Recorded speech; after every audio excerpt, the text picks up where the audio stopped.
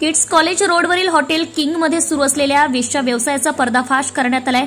हॉटेलवर छापा मारून कारवाई करत एका महिलेची वेश्या व्यवसायातून सुटका केली आहे। पोलीस शाखेच्या अनैतिक मानवी वाहतूक प्रतिबंधक कक्षाने रविवार दिनांक 20 जुलै रोजी दुपारी 3:30 वाजताच्या सुमारास ही कारवाई केली आहे। लोकेश रामदास डहारे वय 36 वर्ष राहणार शनिवारी वार्ड रामटेक व विवेक विजय गुरुपंचांग वय 19 वर्ष राहणार साटक पारशिवनी अशी अटक करण्यात आलेल्यांची नावे आहेत।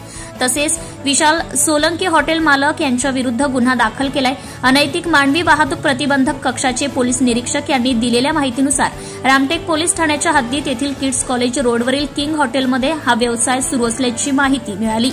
संबंधित व्यक्ती महिलांना पैशाचं आमिष दाखवून त्यांच्याकडनं वेश्या व्यवसाय करून घेत होता। त्यानुसार पोलिसांनी किंग हॉटेलवर रविवार दिनांक 20 जुलै रोजी दुपारी छापा मारून कारवाई केली आहे। या कारवाईमध्ये हॉटेल चालक लोकेश डहारे वय 36 वर्ष व विवेक गुरुपंचांग वय 19 वर्ष यांना अटक करण्यात आली आहे। तसेच हॉटेल मालक विशाल सोलंकी विरुद्ध गुन्हा दाखल केलाय। तिघेही आरोपी मिळून आर्थिक फायद्यासाठी महिलांना हा वेश्या व्यवसाय करण्यास प्रवृत्त करत होते। हॉटेलमधनं 3 मोबाईल, 10,000 रुपये नगद असा 21,160 रुपयांचा माल जप्त करण्यात आलाय।